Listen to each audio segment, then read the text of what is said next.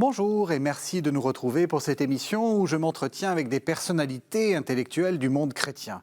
Et intellectuel, mon invité l'est. Ancien élève de l'École normale supérieure, professeur de philosophie à la Sorbonne et à Chicago, membre de l'Académie française, c'est difficile de faire mieux. Mais c'est aussi un spectateur engagé des évolutions du monde qui n'a jamais fait mystère de son christianisme et qui souvent ne mâche pas ses mots devant ce qu'il observe. Je veux bien entendu parler de Jean-Luc Marion, que je suis très heureux de retrouver pour cet entretien. Bonsoir Jean-Luc Marion. Bonsoir. Alors, j'ai dit vos titres et qualités, et puis j'en ai oublié une, ou plus exactement une nouvelle s'est ajoutée, et vous avez eu le prix Ratzinger. Alors, peut-être pour les téléspectateurs, expliquez ce que c'est que le prix Ratzinger. Le prix Ratzinger a été fondé, je crois, en 2010, pour combler en fait un manque. C'est-à-dire il y a beaucoup de prix littéraires, il n'y a pas de prix de théologie. Et donc, le pape, aujourd'hui émérite, lorsqu'on a fondé à Regensburg, une fondation Ratzinger qui rassemble toutes ses œuvres, qui les édite, etc. On a créé aussi une chaire à l'université de Ratisbonne, une chaire Ratzinger avec un invité tous les ans. La fondation Ratzinger a décidé de créer, avec l'accord du pape émérite, qui n'était pas émérite à l'époque, de créer un prix de théologie mondial décerné tous les ans à deux théologiens ou assimilés. Et c'est comme ça que ça s'est mis en place. Donc vous avez le prix Ratzinger, oui. alors 2020, que vous venez de recevoir, parce qu'en fait, oui. Voilà, avec la pandémie. Donc félicitations. Alors, ce que je vais vous proposer de faire, on va faire un peu différemment de ce qu'on fait d'habitude dans cet entretien. C'est-à-dire que d'habitude, on commence par le commencement, c'est-à-dire l'enfance, l'éducation. Je vous propose qu'on parte à rebours et qu'on commence par votre dernier livre, si j'ose dire, qui s'appelle D'ailleurs la Révélation. C'est paru chez Grasset en 2020. Et ça me permet de vous poser une question très naïve. Est-ce que vous avez toujours cru que le christianisme était une religion révélée ? Alors, c'est une très bonne question. Alors, j'ai de plus en plus pensé que le christianisme n'était pas une religion. Simplement parce que le concept de religion est un concept moderne, très ambigu, qui consiste à comparer des choses qui ne sont peut-être pas comparables, qui naît sans doute dans son usage moderne des guerres du même nom. Et c'est justement cette nécessité de trouver un point commun entre des choses qui s'opposaient qu'on a utilisé le concept de religion, qu'on a tendu après à utiliser de plus en plus lâchement, enfin au sens un concept flou, jusqu'à comparer le christianisme et ce qu'on a appelé les religions primitives. Pourquoi primitives ?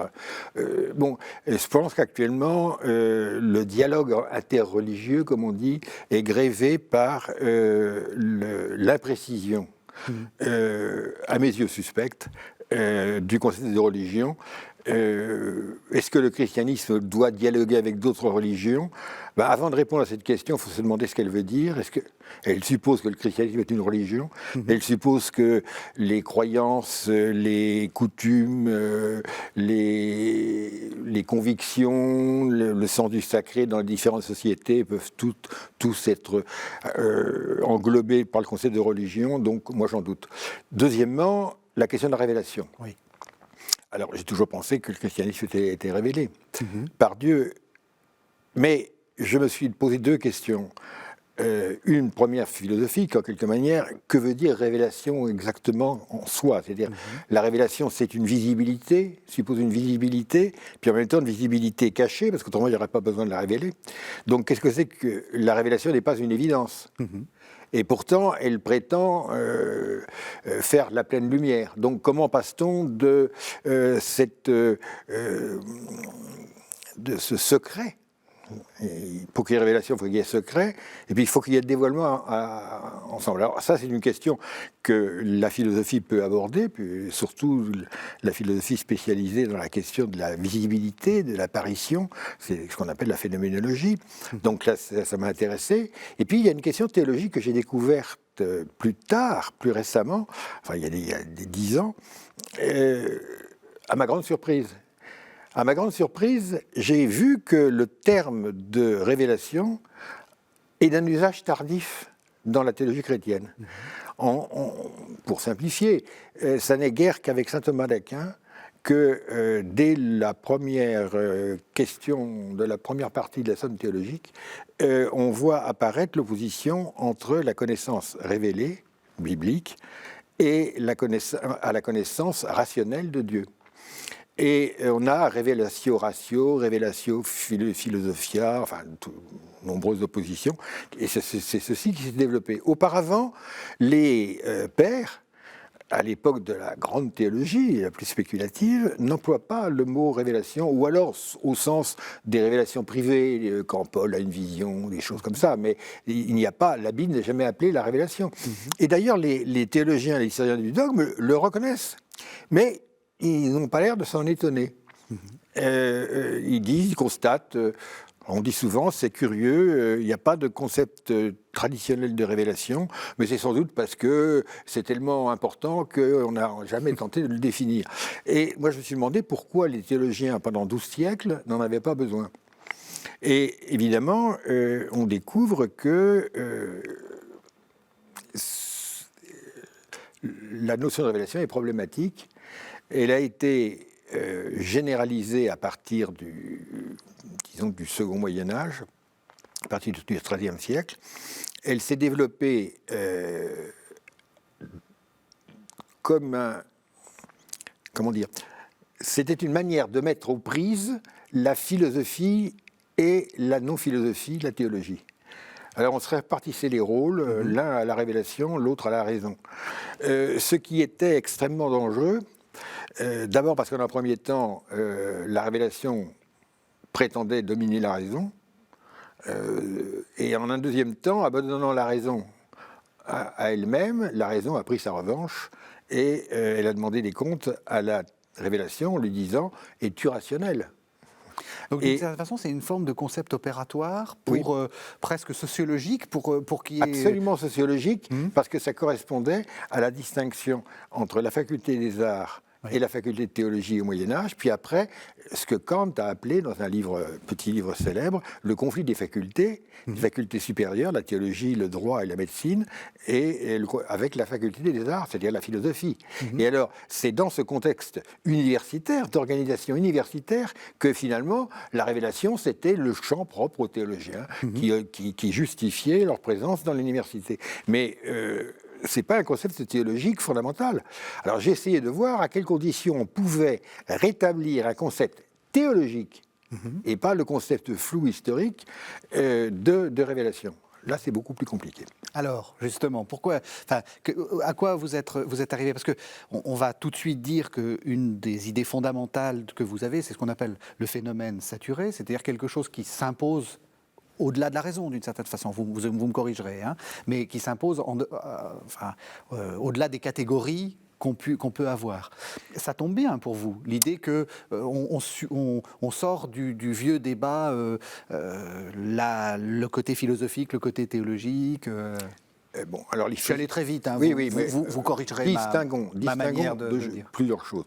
Il y a d'abord le concept de phénomène saturé qui relève de la philosophie. Et on reviendra dessus. Que j'ai, si je puis dire, fixé. En philosophie, traditionnellement, il y a deux manières de considérer le phénomène. Ou bien c'est un phénomène évident, parfait, où il y a une adéquation, une égalité entre les deux composants d'un phénomène, c'est-à-dire un concept et une intuition. L'intuition, elle est puissante, elle s'impose, mais comme telle, elle ne dit rien. Elle est confuse. Et il faut qu'il y ait un concept qui la rende intelligible. Bon, alors, quand tout se passe très bien, mais c'est très rare, il y a l'évidence, c'est-à-dire la composition parfaite des deux. La plupart du temps, nous avons des phénomènes déficients, qui sont d'ailleurs beaucoup plus pratiques, c'est-à-dire où nous avons d'abord, tout immédiatement, dans une intuition même partielle, nous reconnaissons la totalité du concept. Dans les objets techniques, c'est exactement ce qui se passe. En fait, nous ne savons pas Nous n'avons pas du tout l'intuition des objets techniques, l'intuition complète des objets techniques que nous utilisons. Il faudrait être le spécialiste. Votre téléphone portable. Oui, etc. On ne sait pas du tout comment, mais on en a le concept, l'usage, et il y a une disproportion complète entre la simplicité de l'usage, enfin la relative simplicité de l'usage, et la complexité de l'intuition qui y correspond. Oui. Non. Alors ça, ce sont les deux cas. Mais la philosophie n'a pas, quand elle pose ces deux cas, elle en fait la théorie tout le temps, très bien, n'a pas envisagé un autre cas possible. C'est-à-dire non pas le surcroît du concept sur l'intuition, mais le surcroît de l'intuition sur le concept. Pourquoi est-ce qu'on n'a pas privilégié ceci ? Parce que justement, ça ne permet pas de voir un objet. Or, néanmoins, c'est un cas très courant. Quand nous voyons des choses que nous ne pouvons pas nommer, et ce sont les choses que nous admirons souvent. Ça peut être un paysage, ça peut être une émotion très forte, ça peut être une jouissance très forte ou une douleur très forte. À proprement parler, nous ne savons pas ce qui nous arrive. C'est-à-dire que nous ne pouvons pas le décrire, hein, et nous ne pouvons même pas l'identifier. Mais ce n'est pas du tout parce que nous en doutons, c'est plutôt le contraire.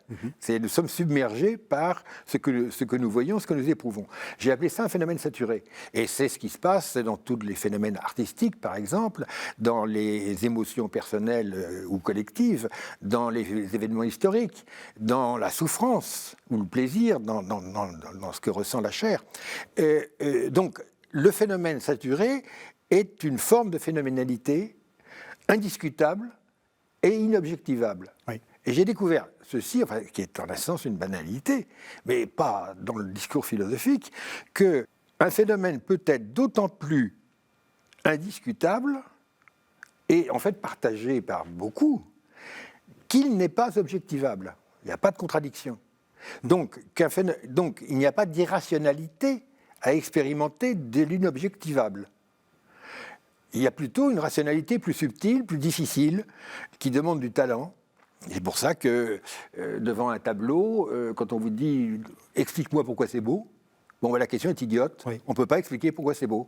Alors on peut apprendre peu à peu à comprendre que ce tableau-là est meilleur que celui-ci, que tel roman est meilleur que tel autre, que tel morceau de musique est meilleur que tel autre. Mais enfin, il faut apprendre. Ça ne s'explique pas en 2 temps, 3 mouvements. Bon.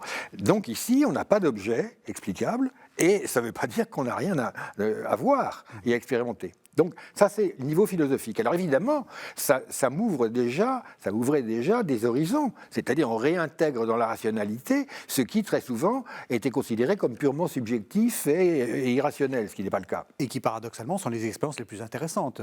Bien entendu. Avec de l'art, on va parler de l'amour, on va parler de la religion. Oui, enfin, non, mais ma naissance et ma mort, oui, c'est ça. Dont on ne peut pas dire que ça n'est pas réel, si je puis dire, que ça n'est pas décisif pour moi, et c'est pourtant bien quelque chose sur lequel je n'ai rien à dire. Bon.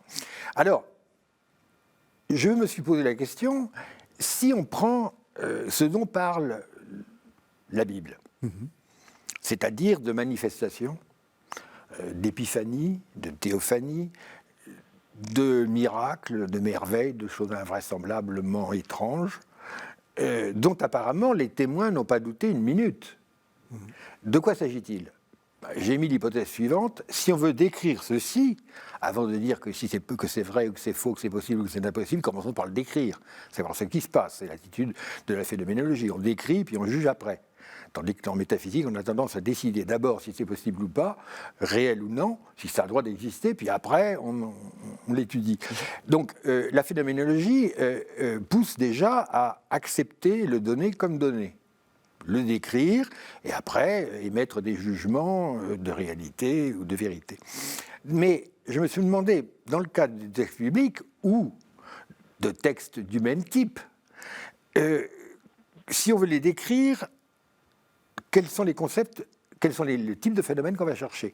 Alors je me suis dit, des phénomènes saturés naturellement, et des phénomènes saturés en combinant les différents types de phénomènes saturés. Comme il y en a 4, en gros, l'événement, ce que j'appelle l'idole, c'est-à-dire l'intensité de l'intuition, le maximum d'intuition qui peut, l'éblouissement par exemple, l'assourdissement, ou quand on tombe en catalepsie, dans la souffrance, dans le plaisir, etc. Il y a la chair, ma chair propre, qui est ce par quoi j'éprouve tout le reste, parce que c'est en elle que je m'éprouve d'abord moi-même.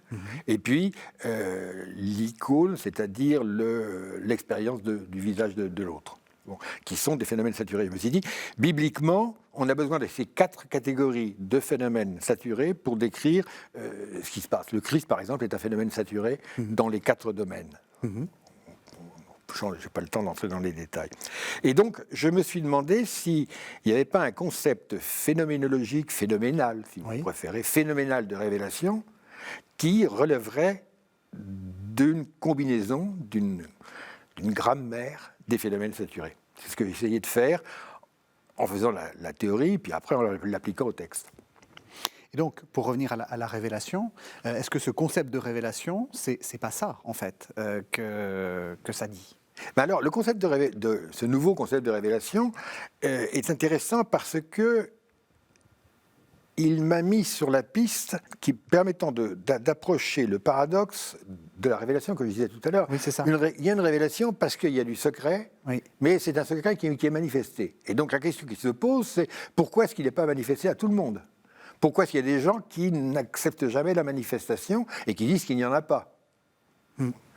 Alors, pour essayer de comprendre ceci, qui est une difficulté essentielle, puisque les chrétiens sont des gens qui essentiellement souffrent que tout le monde ne soit pas chrétien. Pourquoi ? Parce que ça les rassurerait un peu, et ça leur permettrait de ne pas être toujours confrontés à cette idée. Il y a une évidence dans la foi qui n'est peut-être pas visible dans la rationalité commune. Alors, je crois qu'il y a une manière de répondre en tenant compte de deux situations différentes de l'expérience de la vérité. Il y en a 2, pas une. Il y a l'expérience de la vérité quand la vérité est, si je puis dire, une vérité du monde. En fait, c'est saint Augustin qui explique ça au livre 11 des Confessions. Il y a une vérité, il appelle ça la lumière, la vérité qui luit. C'est-à-dire, plus l'évidence du vrai se déploie, plus celui qui la voit s'en réjouit. Parce que la lumière dissipe les ténèbres du monde, et d'un seul coup, je comprends, je sors de l'ignorance, je domine la situation, et donc, plus il y a d'évidence, mieux c'est. Mais il y a des cas où la lumière, lorsqu'elle éclaire le monde, éclaire aussi celui qui regarde et se retourne sur lui. C'est-à-dire, elle envahit tout. Et le spectateur se trouve submergé par la lumière, elle aussi. Alors à ce moment-là, c'est la lumière qui accuse, lux redargans, veritas redargans, et la lumière qui accuse, d'ailleurs c'est intéressant parce que dans le langage courant, on dit aussi qu'une lumière rasante accuse les reliefs. Oui. Bon. Là, c'est une lumière qui accuse, non pas parce qu'elle est méchante, mais parce qu'elle fait la vérité partout où elle est, y compris sur celui qui regarde, qui ne tient pas toujours à ce que la lumière se retourne sur lui. Parce qu'évidemment, il y a des choses qu'il préférait cacher. Oui. Bon. Donc, il se sent pris en faute.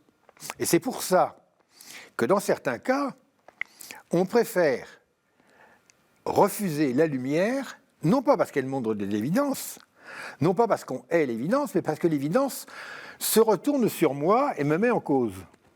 Et on se ment à soi-même en disant « la lumière n'a rien à me reprocher, à moi, et donc je vais dire que je n'en ai pas besoin pour voir le monde. » C'est-à-dire, on refuse l'évidence, pas parce qu'il y a l'évidence. Parce qu'elle est accusatrice. Mais parce qu'elle est aussi accusatrice. Oui, c'est ça. Et il y a toujours un combat, que saint Augustin explique très bien, entre l'amour de la vérité et la haine de la lumière qui est faite sur moi. C'est-à-dire que si je veux la vérité à tout prix, ce que je prétends spontanément, en fait, je la veux aussi longtemps qu'elle ne m'accuse pas trop. Et on voit très bien pourquoi il y a un rapport entre la révélation et l'aveu des fautes. C'est-à-dire pour voir, accepter l'évidence, et il y en a autant qu'on veut de l'évidence, si je puis dire, quand c'est Dieu qui la donne. Il faut accepter aussi l'évidence que je ne suis pas Dieu, je ne suis pas parfait, je suis pécheur.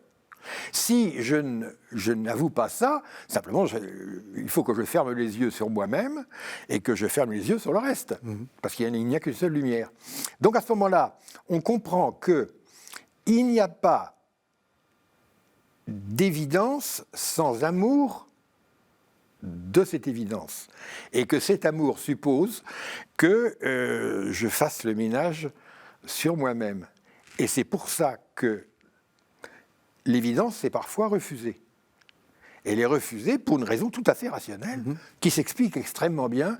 J'ai besoin de l'expliquer. Aucun des téléspectateurs en ce moment, tous ont compris. Oui, absolument. Absolument. L'évangile de Jean dit ça, d'ailleurs, c'est le sous-texte d'Augustin. Ceux qui sont de la lumière apportent leurs œuvres, puis les autres... Oui, absolument. Oui, tout à fait. Et alors, ceci est intéressant parce que ça réintègre, si je puis dire, l'acceptation de l'évidence à l'intérieur du concept de vérité. Oui. Alors, si on a alors, pourquoi est-ce que ceci n'est pas clair? Parce que la plupart du temps, nous avons un rapport étroit, à une vision étroite de la vérité, où celui qui la voit n'est pas en cause. Dans le monde technique, dans le monde quotidien, la vérité, c'est... mon téléphone portable, marche-t-il ou ne marche-t-il pas? C'est de la faute du téléphone portable, je ne suis pour rien. Vous n'êtes pas engagé dans votre téléphone portable. Je ne suis pas engagé là-dedans.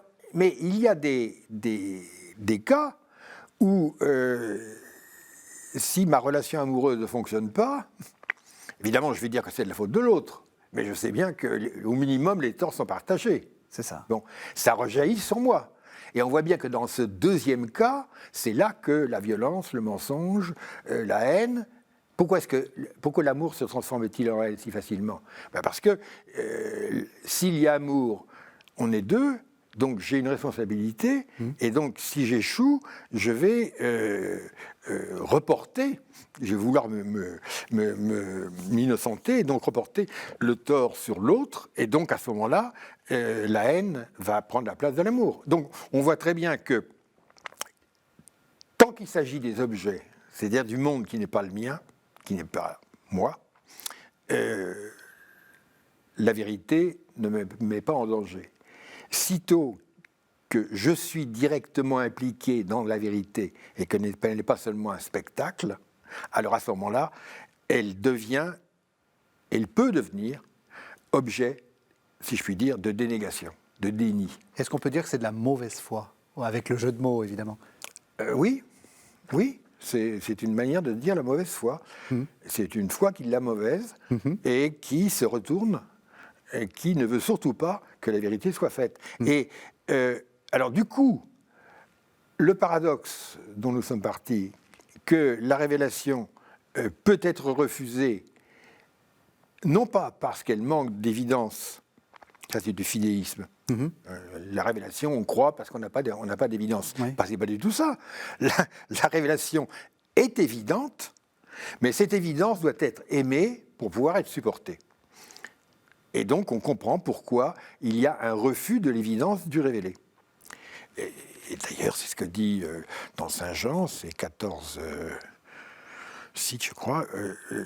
Je pourrais vous dire d'autres choses, mais vous n'avez pas la force de le supporter. Vous n'êtes pas capable de le supporter, oui. C'est ça. Vous n'êtes pas capable de le supporter encore. Oui. C'est pour ça qu'il faut l'Esprit Saint.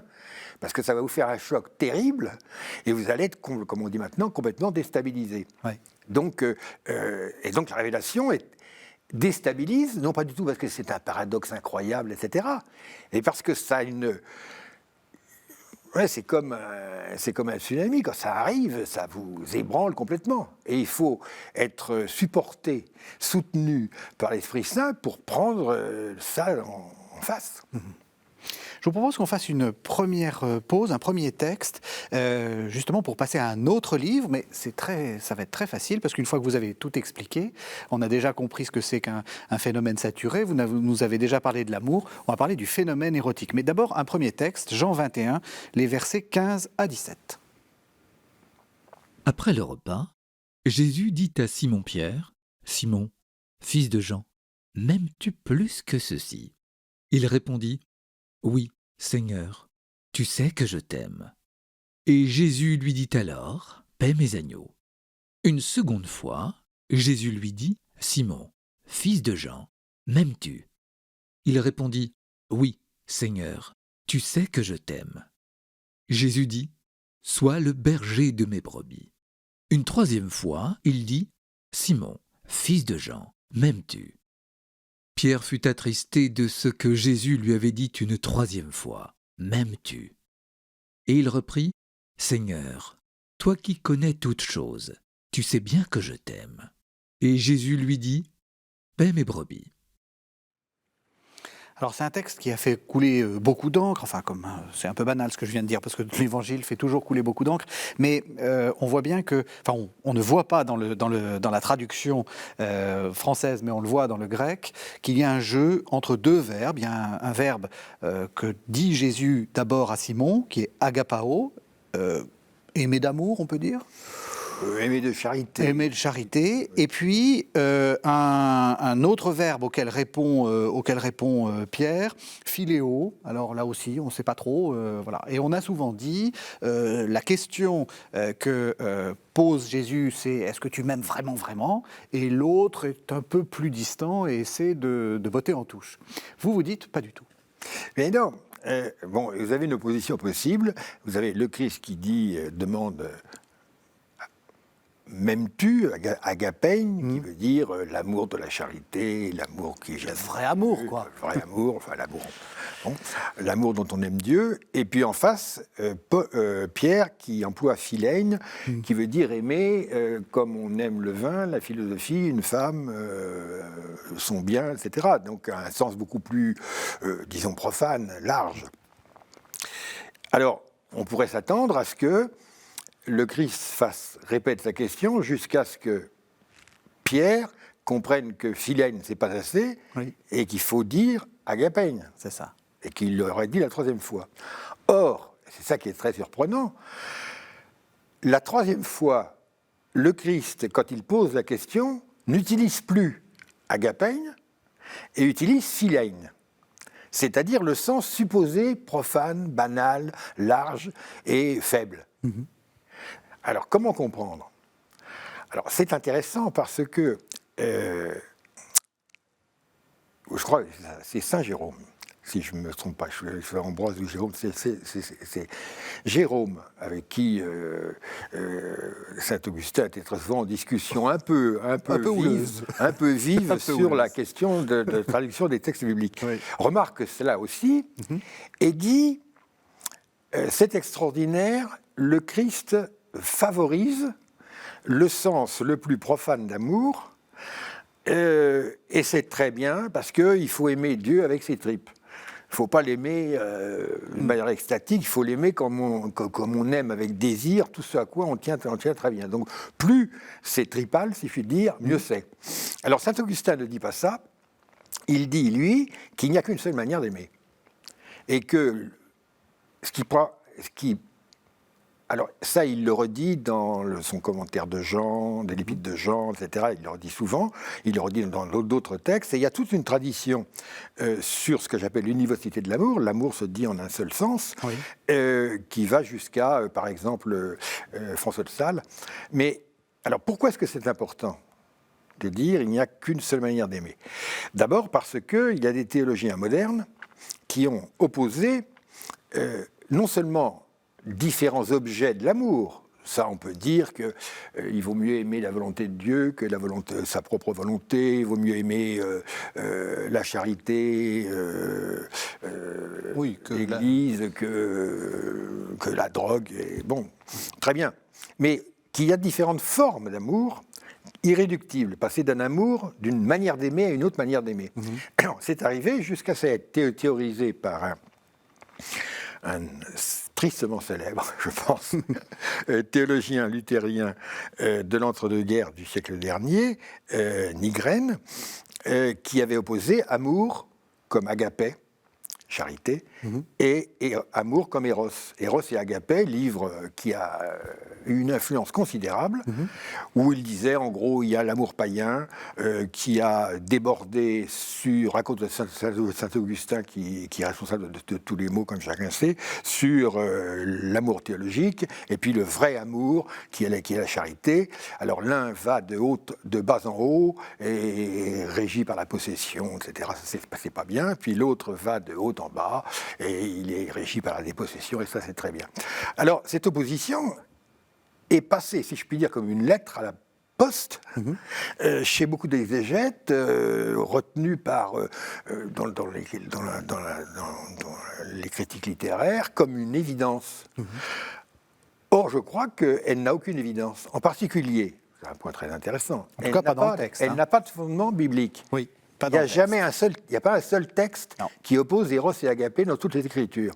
Et les emplois d'Eros à propos de Dieu, non seulement Dieu est désiré et aimé avec l'éros humain, mais Dieu, et Grégoire de Nysse, en tant que commentaire du Cantique des Cantiques, il y insiste, Dieu aime avec Eros les hommes.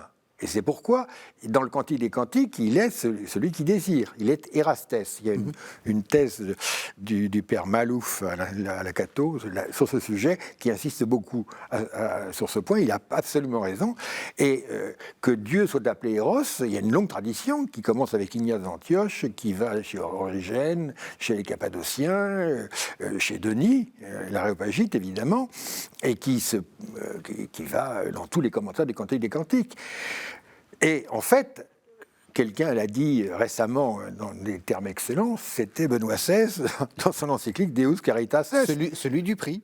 Celui du prix. Et qui a dit qu'on ne peut pas séparer la dimension érotique de la dimension caritative dans l'acte d'amour. C'est pas d'une audace qui viole les bienséances que de dire que toute expérience érotique nous oblige à mêler les deux. Absolument. Absolument, oui, c'était une évidence. Oui. Donc, l'amour d'un homme et d'une femme est physique, est érotique dans la mesure où il est aussi plein de charité. C'est évident. Et d'ailleurs peut-être le fait d'avoir trop distingué ça qui fait qu'on arrive à des... Qu'on arrive à la situation dans laquelle nous sommes. Absolument, absolument. Donc tout ceci... alors pourquoi est-ce que non seulement on peut peut-être constater qu'il n'y a qu'une seule manière d'aimer, mais... Et c'est ça que j'essaie d'expliquer dans le phénomène érotique. Donc, le phénomène érotique, j'essaie de montrer les différentes étapes pour ainsi dire, inévitables et nécessaires de la chose. Mais pourquoi est-ce que c'est théologiquement décisif ? Parce que on dit Dieu nous sauve en s'incarnant, très bien. Mais ça veut dire Dieu se fait homme pour que l'homme soit fait Dieu. Oui. C'est le principe de la divinisation. Parfait. Alors, comment se fait cette divinisation ? Vous avez 2 ou 3 moyens de dire... il faut que quelque chose soit commun. Alors, si on prend un point de vue philosophique, métaphysique, on va dire que c'est par la relation d'être, de l'être, que nous sommes unis à Dieu. Ce qui est vrai, puisque Dieu nous crée. Enfin... C'est un peu abstrait.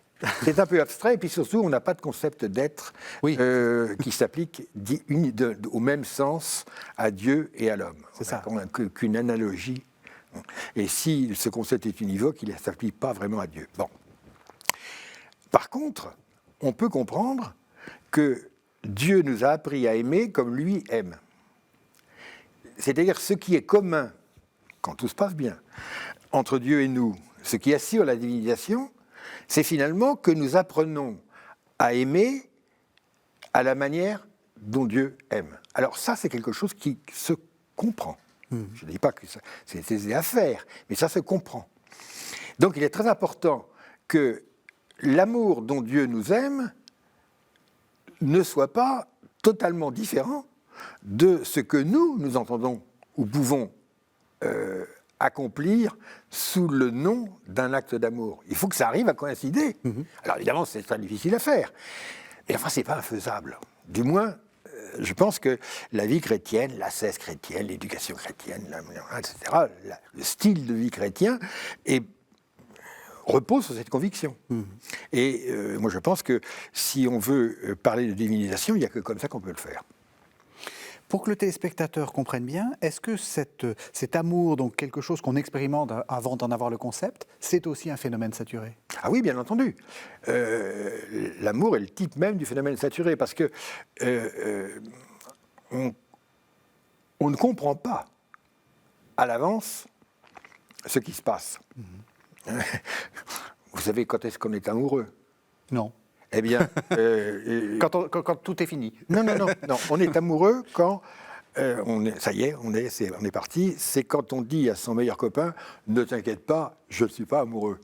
Donc, quand on dit ça à son meilleur ami, c'est qu'on y est. C'est fini. On est pris.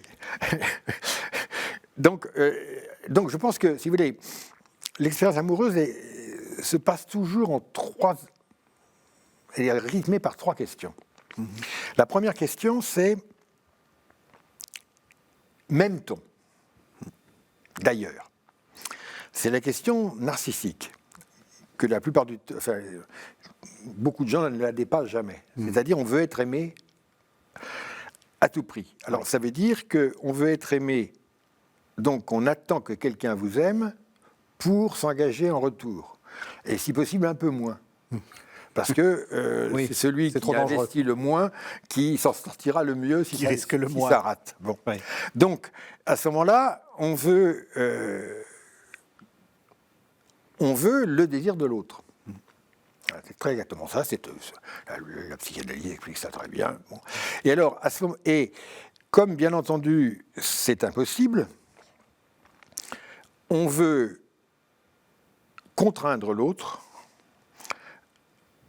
à vous désirer, donc c'est le processus de la séduction, et le processus de la séduction à ce processus peut succéder, ou les deux peuvent se superposer, la contrainte. C'est-à-dire on veut obliger l'autre. Et si ça ne marche pas, on va le haïr parce qu'il ne vous aime pas. Mais en même temps, on veut que celui que l'on hait parce qu'il ne vous aime pas, vous aime quand même. Donc on est dans la situation contradictoire mais habituelle où on hait la même personne que l'on aime, etc., etc. Ceci pouvant se terminer par la mort, ou la haine, ou le meurtre, etc., la violence finale, la guerre. Ça, c'est la première question. Quand on reste dans cette question, ce qui arrive très souvent, ce qui est la situation de l'adolescence, on en arrive à ça. Alors, la vraie posture amoureuse commence quand on devient aussi courageux que Don Juan.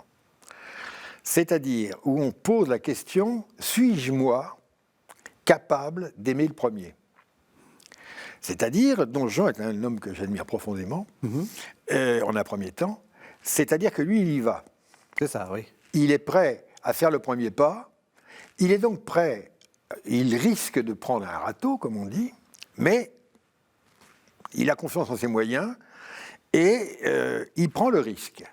Il fait des avances. J'aime ce terme, faire des avances, parce que ça aussi a un sens bancaire. Oui.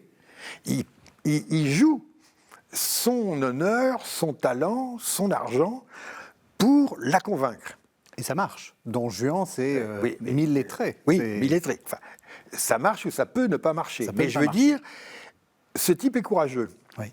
Et le plus grand Don Juan de l'histoire, c'est Dieu. Car Dieu nous aime le premier. Oui. Il nous aime alors que nous sommes encore pécheurs. Donc il prend un grand risque. Et il nous aime tellement le premier qu'il nous aime avant que nous soyons, puisqu'il nous a créés. Et il se prend des râteaux. Et il se prend des râteaux. Donc, le meilleur Don Juan, c'est Dieu. La seule différence, c'est que Don Juan ne tient pas très longtemps, tandis que Dieu, ses promesses sont éternelles. Il tient jusqu'au bout. Donc, c'est le super Don Juan. Mais alors là, il y a le moment où se met en place la situation érotique réelle, avec ce que j'écris, l'avance, le discours amoureux, le performatif, bon, tout ça. Bon. C'est technique. C'est très technique et ça aboutit à éventuellement la dimension physique de l'amour, mais qui est toujours la conséquence, c'est jamais le début.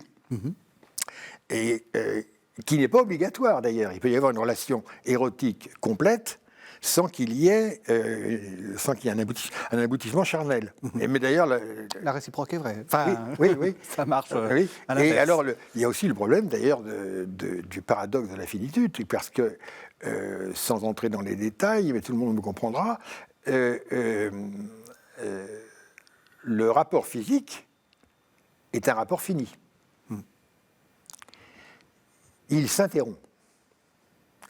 Ce qui est d'ailleurs une chose terrible, parce qu'il s'interrompt au plus mauvais moment. Ce qui fait que ce moment est à la fois celui vers lequel on veut aller le plus vite possible et qu'on veut retarder le plus longtemps possible. Et donc, on ne peut pas recommencer tout de suite.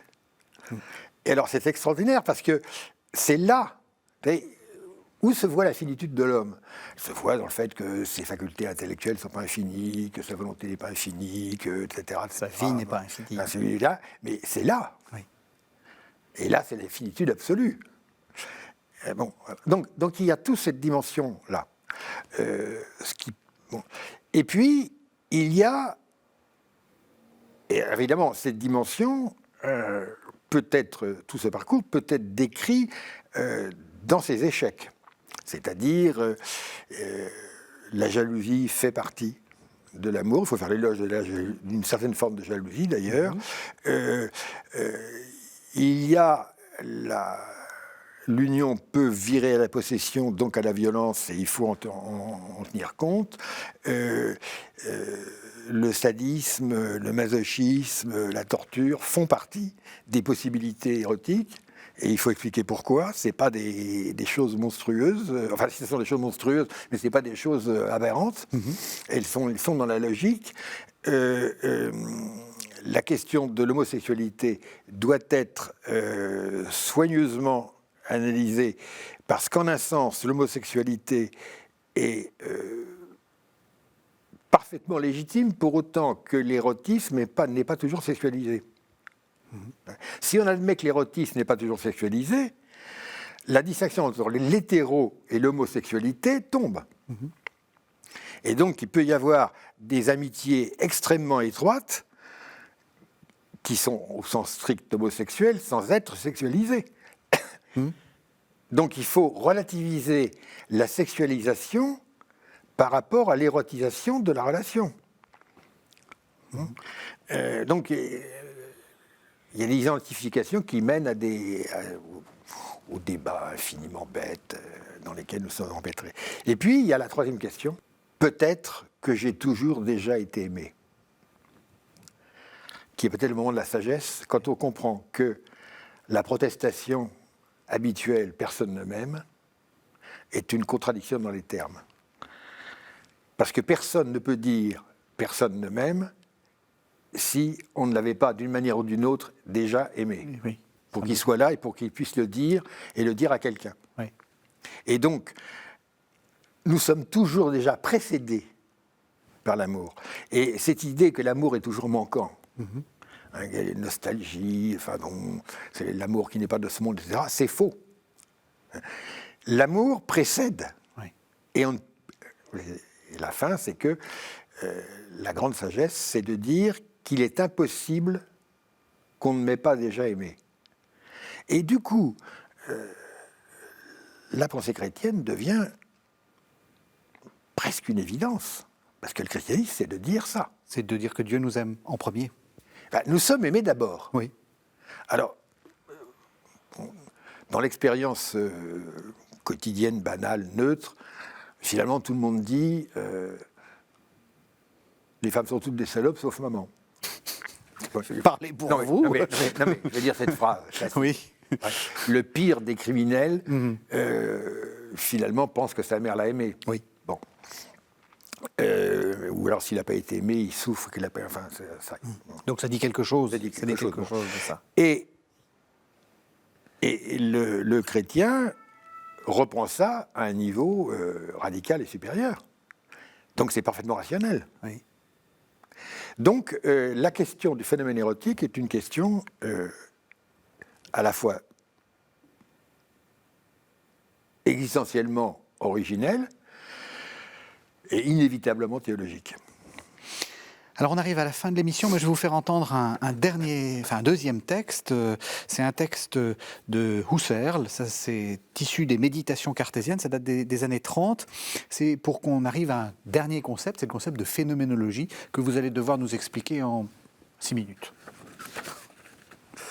Quiconque veut vraiment devenir philosophe devra une fois dans sa vie se replier sur soi-même et au-dedans de soi, tenter de renverser toutes les sciences admises jusqu'ici et tenter de les reconstruire. La philosophie, la sagesse, est en quelque sorte une affaire personnelle du philosophe. Elle doit se constituer en tant que sienne, être sa sagesse, son savoir qui, bien qu'il tende vers l'universel, soit acquis par lui et qu'il doit pouvoir justifier dès l'origine et à chacune de ses étapes, en s'appuyant sur ses intuitions absolues.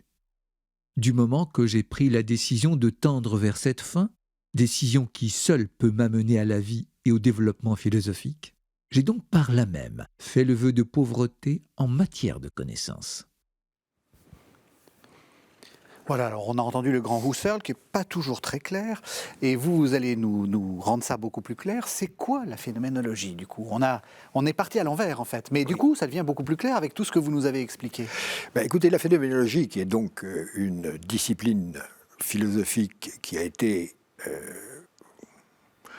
déclenchée, sinon fondée par Husserl, en 1900, la même année où Freud écrit l'interprétation des rêves. C'est ça, psychanalyse, Oui, phénoménologie, enfin, même époque.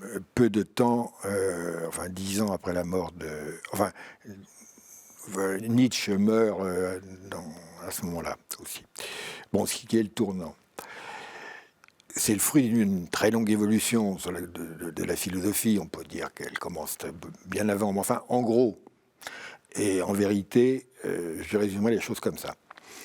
La philosophie s'est constituée à partir du Moyen-Âge, du second Moyen-Âge, disons de Duns Scotus, comme métaphysique.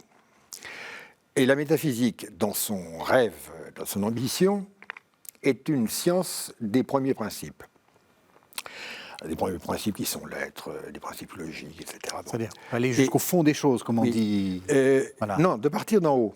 Pardon, de partir d'en haut. De partir d'en haut. C'est-à-dire, si on a les vrais principes, on peut à partir des combinaisons et par déduction, arriver, si je puis dire, à reconstituer a priori, pour ainsi dire, enfin, surtout au début, les essences des choses de plus en plus individualisées.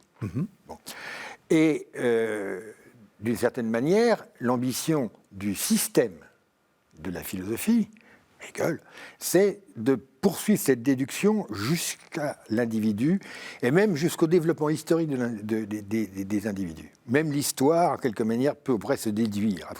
Je simplifie, sans dire. Mais enfin, et vous avez des tentatives très modernes encore de philosophie où la logique est mathématisée et où, par calcul logique, on peut reconstituer tout. Donc c'est une philosophie de l'a priori. Une sorte d'algèbre du monde. L'algèbre du monde. Et on peut dire que la technique est la mise en musique concrète de ce projet. Donc elle est objectiviste, etc. Mais alors, la limite, c'est qu'il y a des limites. C'est-à-dire, les principes décident à l'avance de ce qui est possible et ce qui est impossible. Donc, tout est compris dans la déduction, donc la déduction, aussi vaste soit le résultat, est fermée. Alors là, et donc on est obligé de dire qu'il y a des interdits. S'il y a des a priori, il y a des interdits. Des choses qui ne peuvent pas être. Qui ne peuvent pas être parce qu'elles sont contradictoires, par exemple. Voilà, c'est ça.